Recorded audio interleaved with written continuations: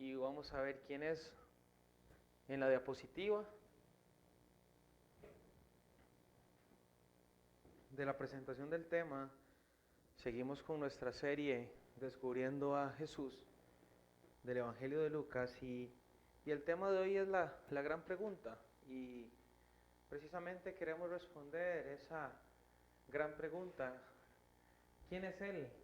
¿Quién creen ustedes que puede ser Él? Los que ya vieron la serie probablemente sepan, pero los otros tal vez no. Herodes, el tetrarca, se enteró de todo lo que estaba sucediendo. Estaba perplejo porque algunos decían que Juan había resucitado, otros que se había aparecido Elías, y otros, en fin, que había resucitado a alguno de los antiguos profetas. Pero Herodes dijo: aún Juan mandé que le cortaran la cabeza. ¿Quién es entonces este de quien oigo tales cosas? Y procuraba verlo.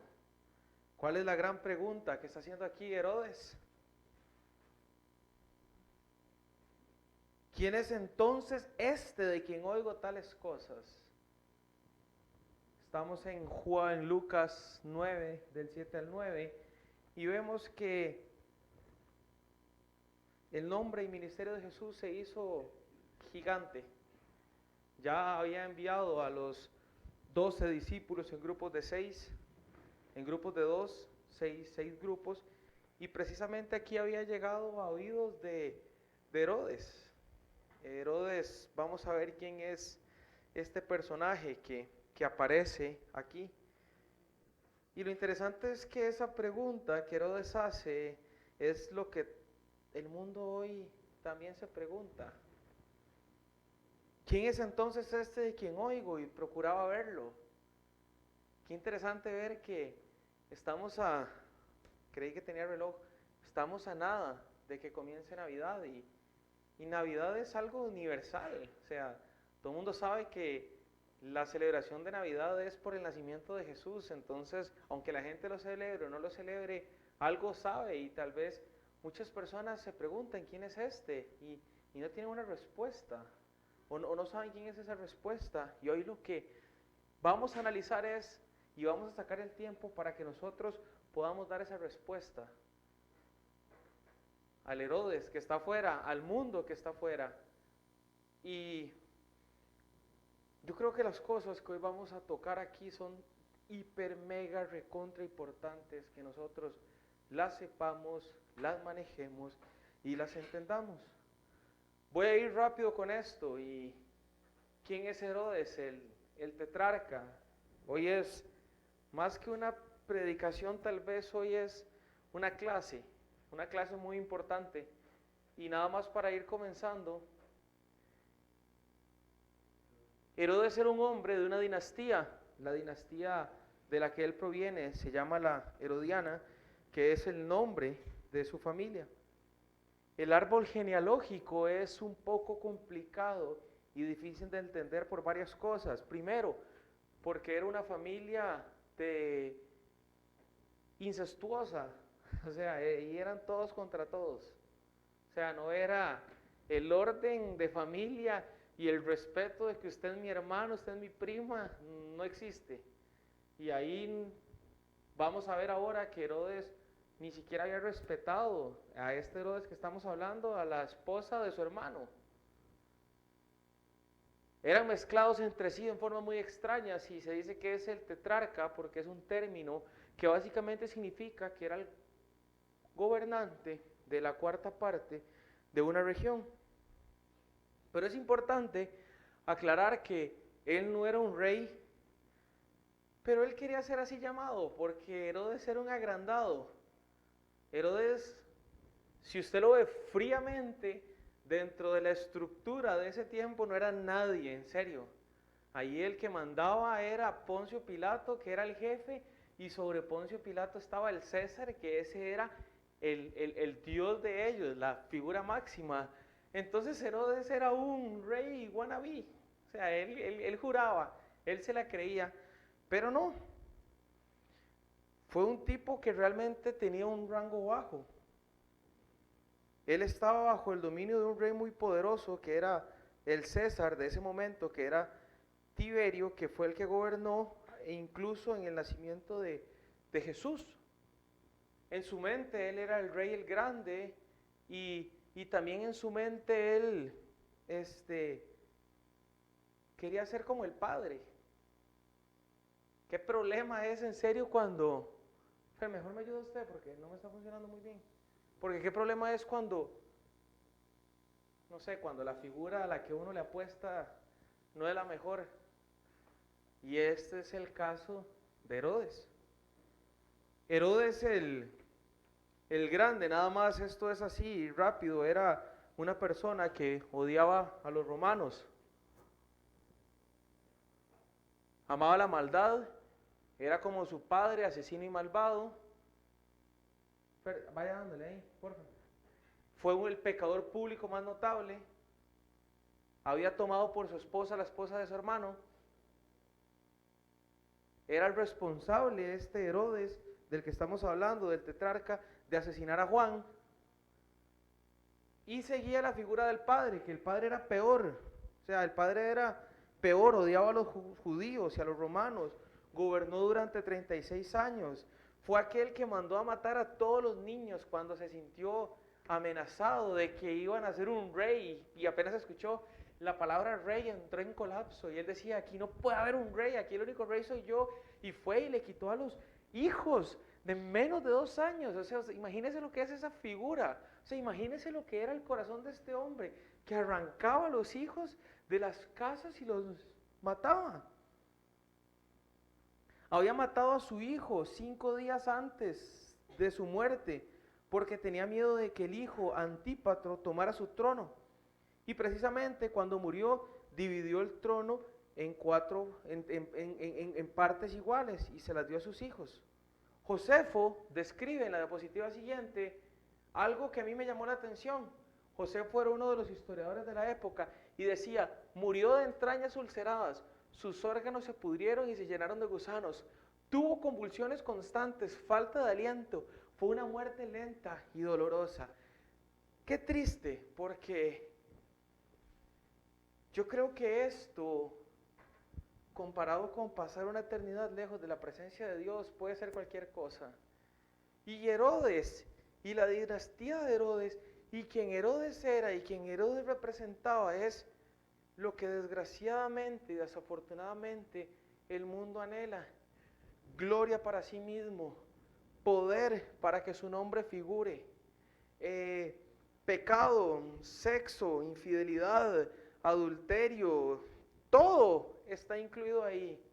Dice que esta gente era tan extraña que hacían unas fiestas que eran un horror, mejor ni las describo, pero no es nada muy diferente, me imagino, a irse ahí a Ibiza, no sé, en Halloween, digo yo, o sea, Sodoma y Gomorra y feo y traición y celos y envidia y todos los espíritus demoníacos que estaban operando en esta dinastía es terrible. Y usted va afuera y usted ve lo que hay hoy en día en internet y usted abre la teja o la extra, que son los que le ponen un poquito más de candela, usted se da cuenta que el mundo está lleno de Herodes.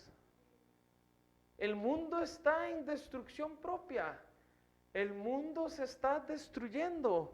El ser humano ha perdido su esencia de ser la creación a imagen y semejanza de Dios y se ha autodestruido cometiendo barbaridades, cometiendo horrores, cometiendo cosas que a uno se le paran los pelos de saber que como el hombre ha llegado a tal nivel de degeneración y de destrucción.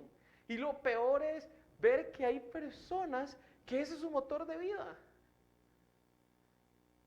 Me impacta ver cómo el fin último de muchas de las personas es simplemente poder. Me impacta ver cómo el fin último de las personas es simplemente tener plata y acumular riquezas en este mundo y no me importa nada. El fin justifica los medios. Y si en el medio tienen que crecer de ser un analista, ser un director de empresas, y para ser ese director tienen que serruchar a todo el mundo, lo hacen y no les importa. Es increíble ver cómo muchas personas van a terminar así, solas, con su dinero, que ni siquiera tenían amor para compartirlos a veces ni siquiera con la familia y disfrutarlo. Que van a estar postrados en una silla y que van a estar esperando que lleguen los nietos o los hijos, pero lo que sembraron están cosechando, que esa es la ley de la vida. Si usted siembra perdición, perdición recogerá. Y cuando yo estudiaba y me metía más en la vida de este hombre, yo decía, wow, qué fuerte, porque lo más fuerte es la pregunta que él hace. A Juan le había cortado la cabeza por complacer a Herodina, que en una fiesta ahí le prometió lo que fuera y ella quería la cabeza y se la cortó. Le cortó la cabeza a uno de los siervos del Señor más grandes simplemente por complacer a una mujer. ¿Cuántos de nosotros no toman decisiones incorrectas en su vida espiritual por complacer a otras personas? Al esposo, a la novia, al amigo o a la familia, y le damos la espalda al Señor. Pero dentro de su soberbia, dentro de su orgullo, dentro de su odio, dentro de su fantasía, porque esta gente le llamaban los constructores porque construían palacios, construían monumentos, construían todos. O sea, lo que a ellos más les gustaba era verse ahí. Yo no sé por qué siempre lo ponen todo gordo, seguro, yo no sé, pero siempre sale de todas las representaciones, sale todo cochino, sale así como no sé, ¿ah? Sí, como que era de todos los excesos habidos y por haber. O sea, en serio, usted ve todas las representaciones y toda la historia y, no sé, y si veía un siervo o una sierva, venga, y si veía comida, venga, y si odiaba a alguien, venga, y lo mato, y así era esta dinastía, era una dinastía satánica, destructiva. Si a usted no le caía bien, los mataba. Mató a los que liberaron a Pedro. Cuando se escapa otro de su familia, los carceleros, ¿qué? ¿Cómo? ¿Qué? ¿Cómo se escapó? Los mató. No había respeto a nada. Pero aún así, siendo esta persona quien les dijo, ¿quién es entonces este de quien oigo tales cosas? Y esa es precisamente la respuesta que nosotros le vamos a dar. No a él, porque ya sabrán dónde están, sino la respuesta que nosotros tenemos que palpar y tenemos que entender para ofrecerle y darle a las personas que están a nuestro alrededor. ¿Quién es entonces este de quien digo tales cosas? ¿De quién estaba hablando él? De Cristo. Y yo quiero que ahí Fer me ayude tal vez con el micrófono, ya que lo veo que tiene una voz. Vamos a dar ciertas preguntas, respuestas, hay demasiadas, pero estas respuestas que vamos a dar son respuestas que nosotros hemos incluido dentro de nuestra declaración de fe como iglesia porque consideramos importante que ustedes las conozcan. Primero, es la segunda persona de la Trinidad, Juan 10:30.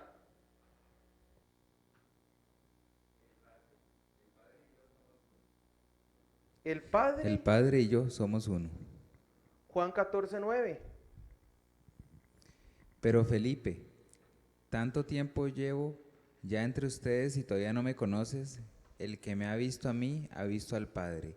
¿Cómo puedes decirme, muéstranos al Padre? Jesús posee todos los atributos divinos y en estos Él es igual a Dios, consubstancial y coeterno con el Padre, son lo mismo, manifestados de formas diferentes. Vamos a ver ahora que Él es la encarnación de de Dios, que es algo que de hecho estamos estudiando, ¿verdad que sí? En el estudio de los jueves, la persona de Cristo, y esto es para que usted no le den gato por liebre. No es un atalaya, no es un profeta más, no es como nos pasaban hoy, un libro en un chat, no es el yogi cristiano, no es el meditador trascendental, no es una persona simplemente cool, es la segunda persona de la Trinidad, es Él y Dios son uno mismo. No es una persona completamente diferente, como le puede decir a usted los testigos de Jehová. No, y apréndanselo, porque hay tantos inventos hoy en día que yo me asusto.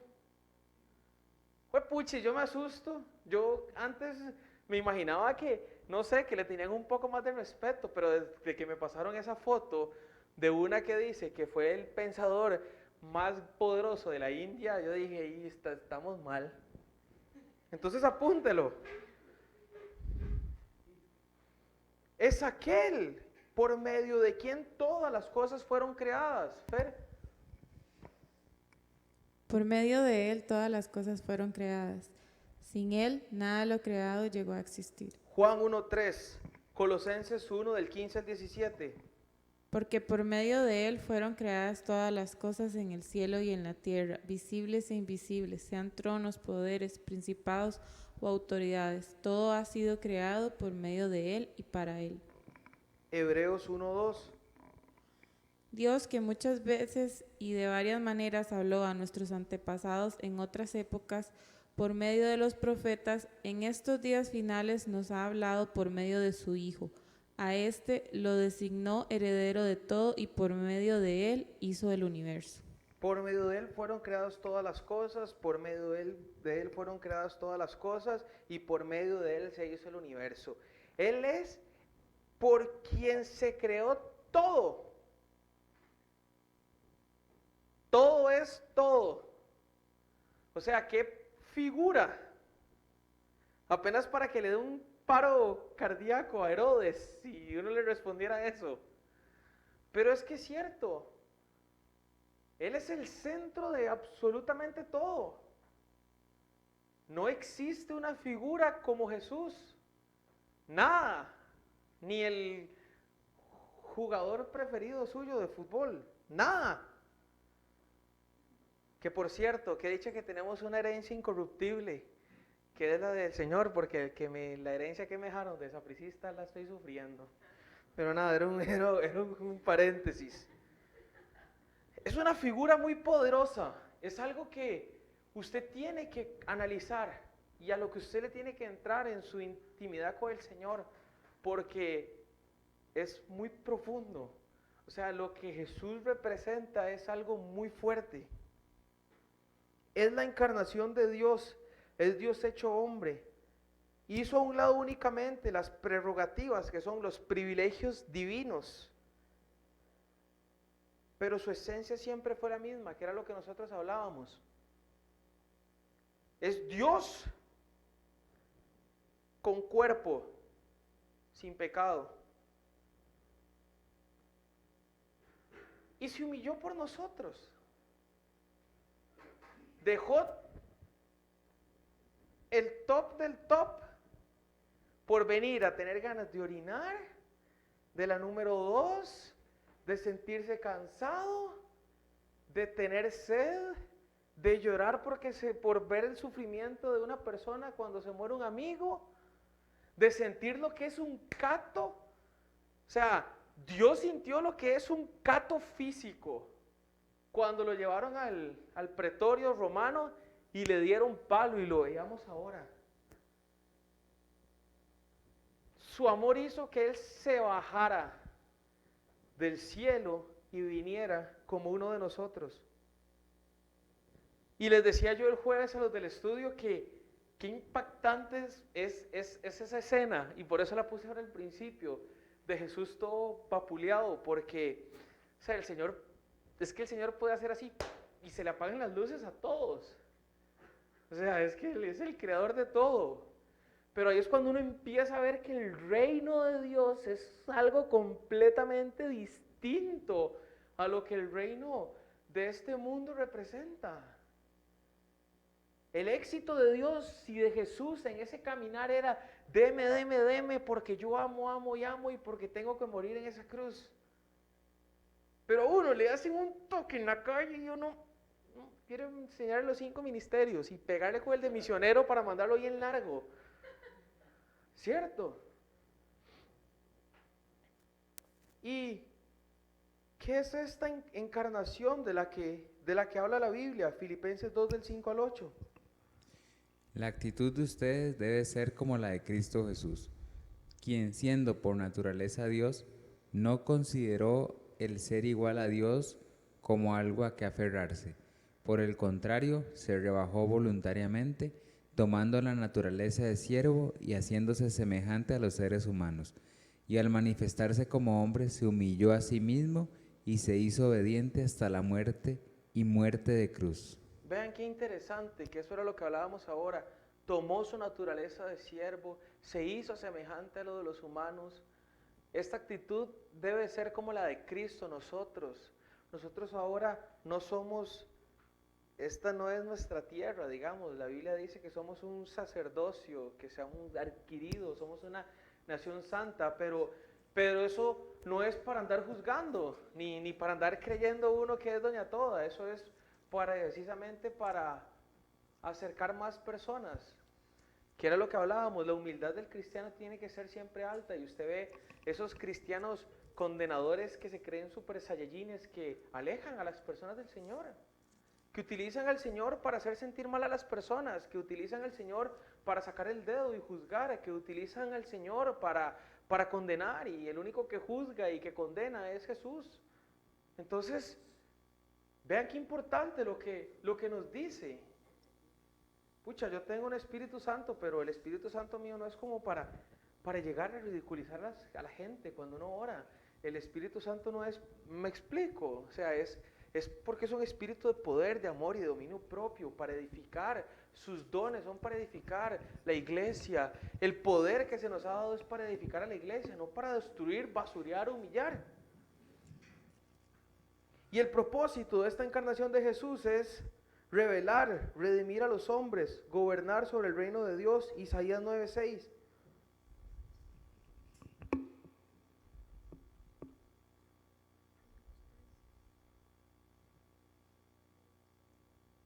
Filipenses 2 del 9 al 11. Seguro me lo salté. Isaías 9:6. Sí está. Porque nos ha nacido un niño, se nos ha concedido un hijo, la soberanía reposará sobre sus hombros y se le darán estos nombres: Consejero admirable, Dios fuerte, Padre eterno, Príncipe de paz. Filipenses 2 del 9 al 11. Por eso Dios lo exaltó hasta lo sumo y le otorgó el nombre que está sobre todo nombre, para que ante el nombre de Jesús se doble toda rodilla en el cielo y en la tierra y debajo de la tierra, y toda lengua confiese que Jesucristo es el Señor, para gloria de Dios Padre. No es que todos al final van a aceptar, sino que el día del juicio todo el mundo va a doblar rodillas, y el que creyó en el Señor, bienvenido, y el que no, qué pena.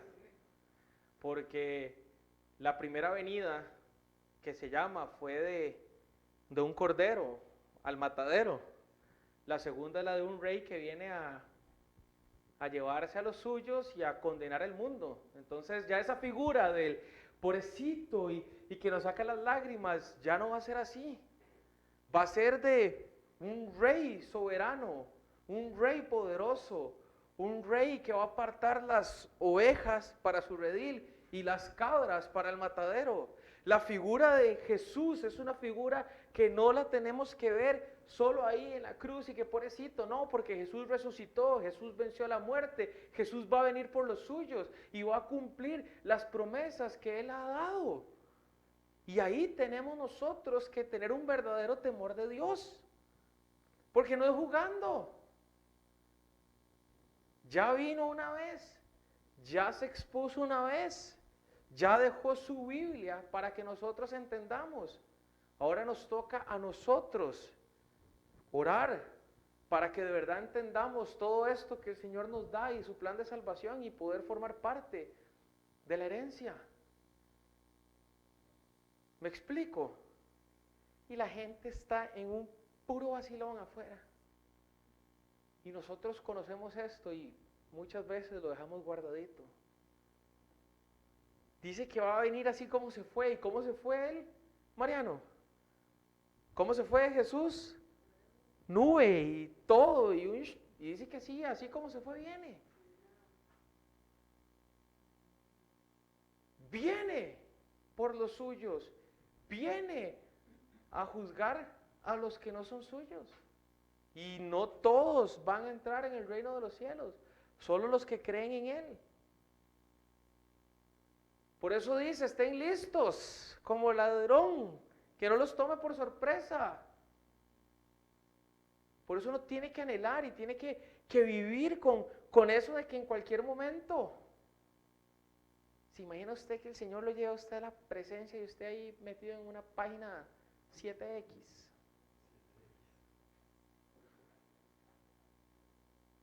¿Se imagina usted ahí con el corazón y con odio y con un montón de cosas?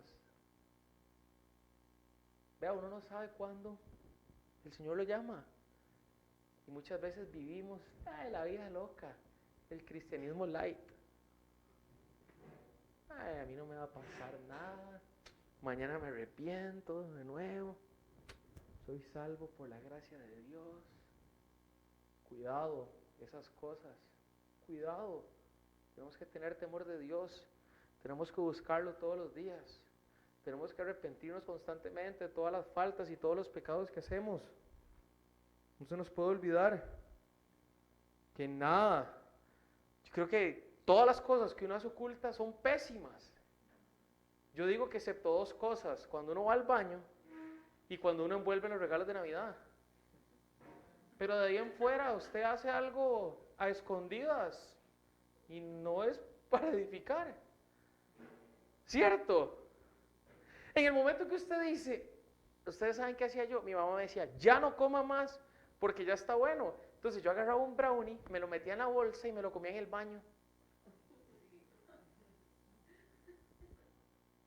Ya no estaba bien. O cuando uno quería ver una de esas páginas malas, de chicas malas y chicos malos, de ahí uno agarraba y se iba a lo más escondido que pudiera. O cuando usted con la novia quería hacer cosas que no quería hacer, mentira, que ahí en el Parque Central, no. Y eso son cosas que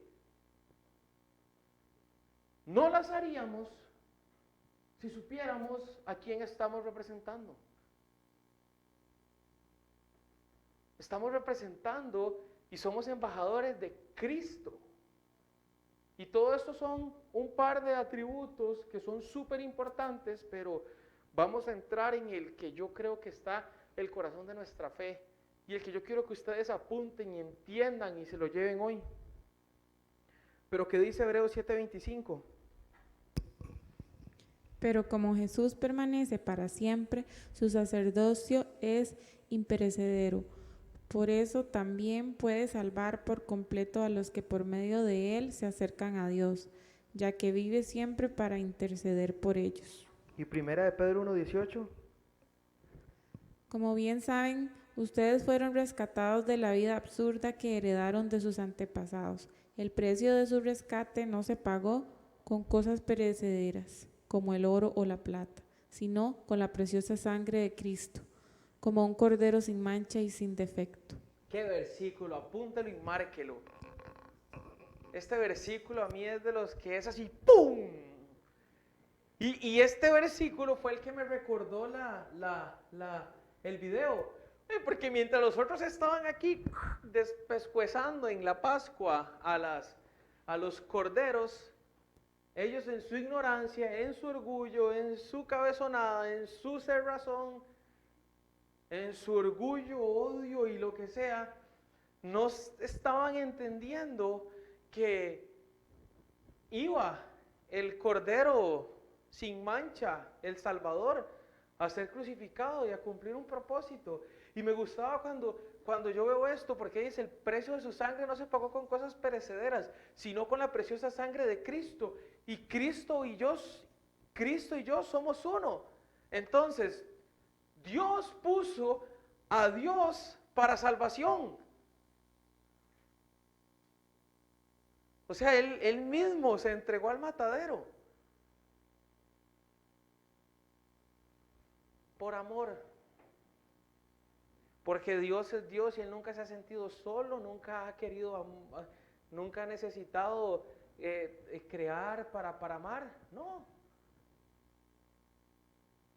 Como un cordero sin mancha y sin defecto. Y es que vean la figura del principio de Jesús y vean la figura de los corderitos. Es la misma.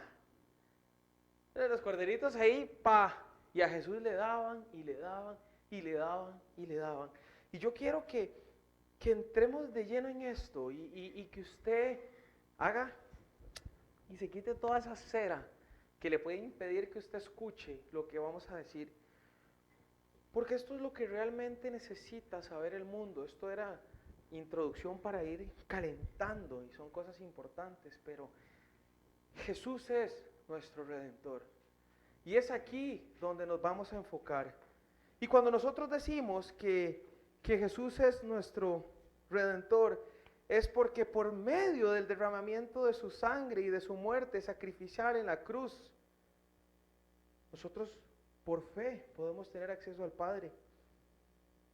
Y la muerte de Jesús fue vicaria, sustitucionaria, propiciatoria y redentora. Entonces la gran pregunta es, ¿qué es esto? Se dice la teología y la doctrina de la salvación y de la gracia que es vicaria, porque un vicario es alguien que ocupa el lugar de otro o que representa a otro. La muerte de Cristo, por consiguiente, fue vicaria porque estuvo en nuestro lugar y nos representó como representante nuestro, llevó la pena que merecíamos. ¿Me entendieron? O sea, aquí, bien golpeado, aporreado, tuvo que haber estado uno. Pero Jesús ocupa nuestro lugar. Jesús nos representa. Jesús lleva la copa de la ira. Jesús lleva el castigo de Dios. Jesús carga con todos nuestros pecados. Y póngale el nombre que usted quiera. Usted viene y firma esta cruz porque por usted murió, porque usted creyó y porque usted vio eso y usted dijo, wow, sí, tengo fe en que Jesús murió por mis pecados y ahí está el nombre. Es que esto es fuerte. Vea, por eso es que es la gracia, porque Él nos está dando lo que nosotros no merecemos. No merecemos. Y todos los días jugamos los 99 números de la lotería con todas las series para no seguir mereciéndola. Y si fuera bingo, a cartón lleno. Porque le damos y le damos y le damos y le damos. Y de esto sale el otro concepto que es una muerte sustitucionaria. ¿Fer? Que llevó la pena justa impuesta por Dios por nuestros pecados y lo hizo como sustituto por nosotros. Por eso nadie que no fuera Jesús no podía pasar por eso, porque es el único que no pecó. No pecó. Era Dios hecho hombre y no pecó, y por Él, solo por Él, porque Él es el camino, la verdad y la vida, y nadie puede llegar al Padre si no es por Él, nosotros podemos tener acceso a Dios. Qué fuerte es la palabra. Por eso a mí me enoja cuando sale que el Papa dicen que es el vicario de Cristo. Es un concepto equivocado. No es el representante, no es el sustituto, solo Jesús. Y le dicen pontífice, que viene de pontífex, que es constructor de puentes, porque él cree que es el que construye el puente para el acceso de Dios, y es equivocado. No. Con todo el dolor del mundo, de las personas, no. Y es lo que le decimos yo a Mariano, nosotros lo respetamos, pero no compartimos, porque hay que amarlo, porque es un ser humano, pero no compartimos ese puesto que le dan, no. Porque así como santo se lo pueden llamar, es más santo uno, porque santo es que uno está apartado para Dios, y uno es apartado para Dios en el momento que uno recibe el Espíritu Santo, que uno cree con el corazón y le entrega su vida al Señor. Pero es importante, porque no hay representantes, todos somos embajadores de Dios, de Cristo. Y es algo que tenemos que saber y que tenemos que manejar, y con amor y con conocimiento y con estudio tenemos que enseñar, porque son conceptos erróneos que hay ahí. No es el vicario de Cristo. Es una herejía decir que es el vicario de Cristo. No hay ningún vicario. Jesús murió en la cruz y Él nos dio el acceso cuando se rompió el velo. Él es el único mediador con nosotros. Y hay que tenerlo claro. Y cuando usted analiza lo que es una sustitución, es un cambio que el Señor nos da.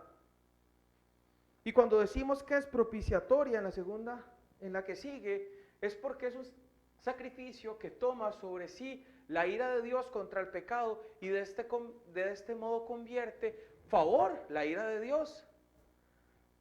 Pucha, da más miedo, porque es un sacrificio no solo de sustitución, sino que toma la ira de Dios para Él.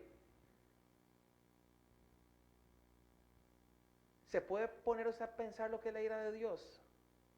Imagínese usted recibir la ira de Dios. Si uno le daba miedo recibir la ira de los papás cuando uno se la pelaba. Y yo me acuerdo, mi mamá era furiosa, y cuando Fer y yo la hacíamos grande, nosotros 4:30 y aquí, y sabíamos que venía a las 5, y eran las 4:50 y nosotros, ya viene mi mamá, nos va a dar esa y llegaba a las 5 y ¡papá! Y nos regañaba y nos castigaba y llorábamos y nos poníamos malcriados, y se decía que se iba a ir de la casa porque Fer y yo éramos muy trogloditas. Y imagínese lo que es recibir ahora la ira de Dios.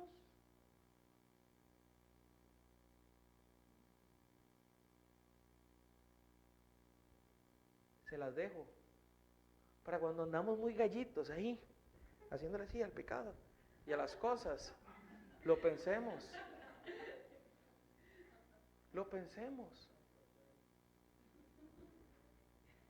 ¿Se acuerdan el video que poníamos de que la ira de Dios, la copa de la ira?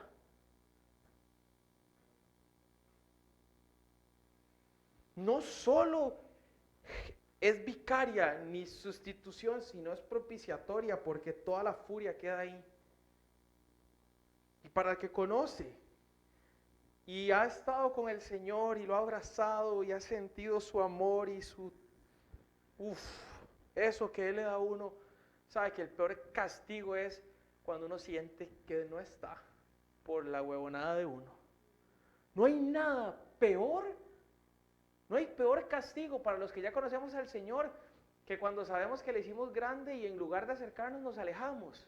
Y es que eso fue el de Jesús, esa separación. Dios mío, ¿por qué me has abandonado? Porque en ese momento lleva todos los pecados, y la ira de Dios es esa separación, es que ahí estaba.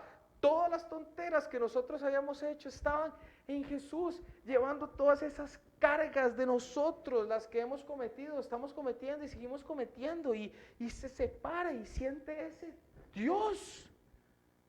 ¿Le ha pasado a usted que usted le da la espalda al Señor, se aleja, y usted después llega y usted, Dios, ¿dónde estás? Es más difícil eso que le apurreen a uno. Qué triste es cuando uno pierde eso. Imagínense las personas que nunca lo tuvieron, no lo quisieron tener, y van a estar por una eternidad sin eso. ¿Qué puede ser la vida de alguien sin Dios? Herodes, sueños efímeros, querer atrapar el viento con las manos, como decía Salomón. Probé todo, disfruté todo, pero nada me llenó.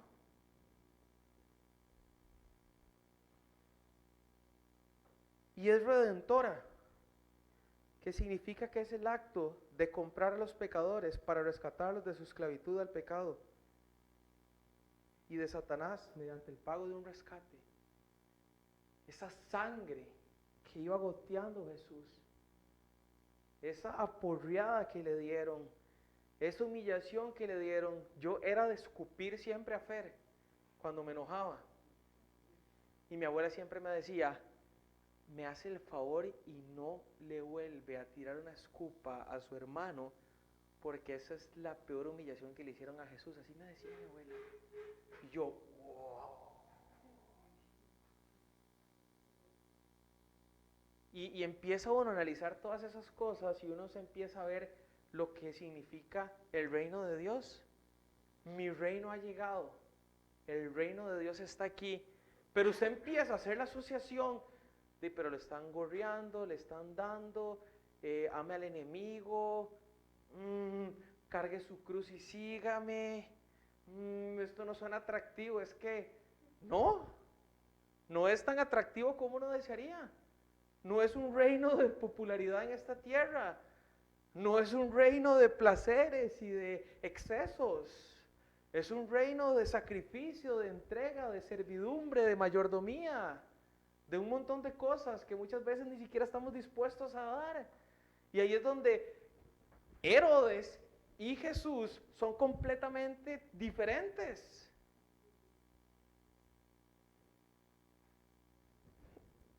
Sea usted orgulloso de que es virgen a los 40, y le llueve y lo basurean y es el más loser de la vida. Hasta una película hicieron.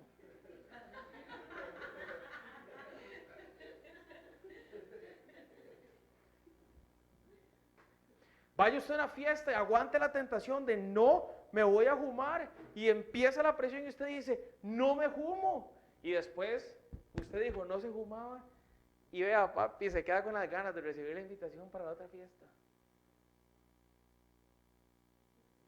Y ahí comienza el choque de un reino invisible de Dios que se rige bajo unas reglas completamente diferentes a lo que está estipulado en esta tierra. Juan 10 del 14 al 15.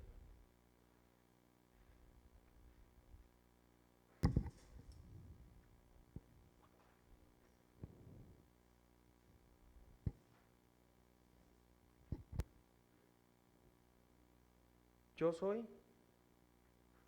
No, se trabó.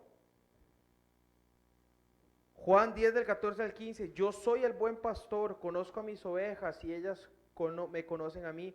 Así como el Padre me conoce a mí y yo lo conozco a Él, y doy mi vida por las ovejas. ¿Doy mi qué? ¿Quién? ¿Y quién es el buen pastor? ¿Y quiénes son las ovejas? ¿Y quiénes somos nosotros? ¿Y quiénes son los hijos? ¿Todos? ¿Los que qué? Exacto, porque no todos somos hijos, nos dio la potestad solo a los que creyeron en Él. Los demás son criaturas. Qué pena, concepto equivocado. Es que todos son hijos de Dios. No, solo los que creen en Él. Romanos 3 del 24 al 25. Pero por su gracia son justificados gratuitamente mediante la redención de Cristo Jesús, que Cristo Jesús efectuó. Dios lo ofreció como un sacrificio de expiación que se recibe por la fe en su sangre, para así demostrar su justicia. Anteriormente, en su paciencia, Dios había pasado por alto los pecados. Dios lo ofrece como un sacrificio de expiación. Dice Reina Valera, y creo que en una versión internacional habla de propiciación, que es esa sustitución donde se recibe toda la ira. Romanos 5:8. Pero Dios demuestra su amor por nosotros en esto, en que cuando todavía éramos pecadores, Cristo murió por nosotros. Y primera de Pedro 2:24. Él mismo en su cuerpo llevó al madero nuestros pecados, para que muramos al pecado y vivamos para la justicia. Por sus heridas ustedes han sido sanados. Todo se trata de Jesús. Todo. O sea, vean que estamos viendo sangre, sacrificio, perdón, redención, justificación, que habían deudas, que habían pecados, que alguien que tenía que pagar. Es que es fuerte la figura de Jesús. O sea, no es, esa pregunta que estaba haciendo Herodes no es cualquiera, es una pregunta eterna. Es la pregunta eterna que el mundo se está haciendo y que muy pocos conocen. ¿Quién es este? ¿Quién es? No sé quién es. Herodes lo veía como el que andaba haciendo milagros y estaba jalando masas, pero es algo más.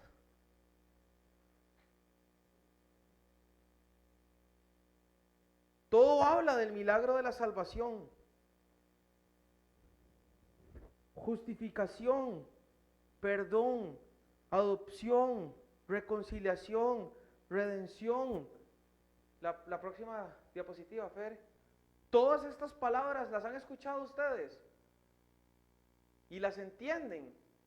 ¿Qué es justificación? ¿Qué es adopción? ¿Qué es redención? ¿Qué es reconciliación? Las han escuchado, las entienden. Vean los tips que les voy a dar hoy. Todos son previstos porque Jesús pagó el precio. Pero vean esto y quiero que lo apunten. Punto número 1. En la justificación el pecador está delante de Dios acusado, pero es declarado justo. ¿Por quién? Por Cristo. En la justificación el pecador está delante de Dios acusado, pero es declarado justo. O sea, si usted no tiene a Cristo no está justificado, y si usted está delante de Dios va a ser declarado culpable. Si usted no está con el Señor va a ser declarado culpable. Pecador. ¿Me siguen? Vea, esto está, en serio son buenos tips para entender cuando usted le hablan, porque a veces uno llega y da de que todo el mundo entiende qué es justificación y qué es adopción y qué es esto y qué es lo otro, y a veces son conceptos a los que uno tal vez no entran. En el pecador, la segunda, Fer, en el perdón, el pecador está ante Dios como un deudor y recibe una cancelación de sus deudas. En el perdón, el pecador está ante Dios como un deudor y recibe una cancelación de sus deudas. Soy culpable, pero Cristo pagó por mis pecados. En esa cruz, golpeado, humillado, flagelado, desnudo, destruido, desfigurado. Él cancela nuestras deudas. Todo. ¿A precio de qué? De sangre. Porque sin sangre, dice Hebreos, no podía haber perdón, no podía haber perdón de los pecados, no podía haber nuevo pacto. Eso es uno de los sellos del nuevo pacto, la muerte vicaria, propiciatoria, sustitucional de Jesús en la cruz del Calvario. ¡Qué chuzo! Ver que yo estoy acusado y lo más triste es que yo soy culpable, pero la gracia de Dios me declara justa. Qué chuzo ver que yo estoy en deuda, pero alguien canceló esa deuda. Es para... En el que sigue, en la adopción, el pecador está delante de Dios como un extraño, pero es hecho hijo. Ya no soy extraño. Ya no soy criatura de Dios, ahora soy hijo de Dios. Y si ustedes tuvieron un padre funcional, recibieron protección, recibieron amor, recibieron seguridad, recibieron la provisión. Y si no tuvieron un padre funcional, estoy seguro que lo recibieron de la madre. pero es eso. Es hecho hijo. Yo me imagino que, no sé, esas fotos de los recién nacidos, que los agarran así, todos lindos. Yo me imagino así al Señor tomándolo a uno. En la reconciliación, el que sigue, el pecador está delante de Dios como enemigo, pero es hecho amigo. Jesús es claro. ¿Está conmigo o no está conmigo? Si usted es amigo del mundo, es enemigo mío. Así de radical es el Señor. Ya no los llamo siervos, ahora los llamo amigos. ¡Wow! Amigo de Jesús. De aquel por el cual todas las cosas fueron creadas. Amigo de Dios. Perdonado por Dios. Declarado justo. Hecho hijo. Hecho amigo. Esa es la doctrina de la gracia. Apréndasela. Se saben ser enemigo de Dios. Castigo eterno al final del tiempo. En la redención, el pecador está delante de Dios como un esclavo, pero recibe su libertad. Devuélvase. Acusados, pero declarados justos. Con deuda, pero recibimos cancelación. Extraños, pero somos hechos hijos.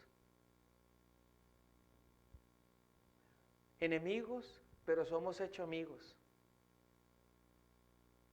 Esclavos, pero recibimos libertad.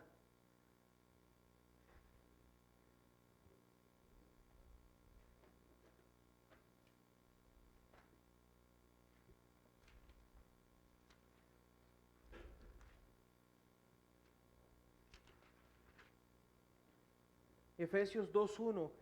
Y Él os dio vida a vosotros cuando estabais muertos en vuestros delitos y pecados, en los cuales anduvisteis en otro tiempo. Sus tiempos ahora son otros con Jesús, siguiendo la corriente de este mundo conforme al príncipe de la potestad del aire. Y ese príncipe de la potestad del aire es el que me acusa, es el que me tira en cara mis deudas, es el que me quiere hacer extraño, es el que quiere que yo sea enemigo de Dios porque Él es el principal enemigo y es el que me tiene y me quiere tener bajo el yugo del pecado. Pero Dios, que es rico en misericordia, Efesios 2:4, por su gran amor con que nos amó, aun estando nosotros muertos en pecado, nos dio vida juntamente con Cristo. Por gracia sois salvos, y juntamente con Él nos resucitó, y asimismo nos hizo sentar en lugares celestiales con Cristo Jesús. Sigo en Efesios 2:8, porque por gracia sois salvos por medio de la fe, y esto no de vosotros, pues es don de Dios, no por obras, para que nadie se gloríe. Si fuera por obras, no tendríamos nada y ya lo hubiéramos perdido todo. Así de simple. Vean qué poder hay detrás de todo esto. Y para cerrar, el punto número 2. Somos acusados, pero Él llevó nuestro castigo. Somos deudores, pero Él pagó la deuda. Somos extraños, pero Él es el Hijo y en Él somos hechos hijos. Somos enemigos, pero en Él volveremos a relacionarnos con Él. Somos esclavos y Él ha comprado nuestra libertad. ¿Quién es Jesús para su vida? Quiero que me respondan.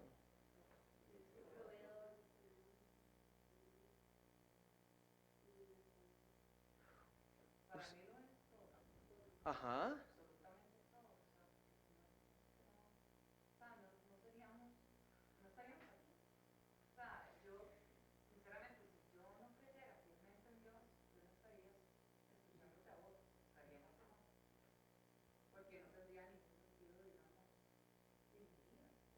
Ujú.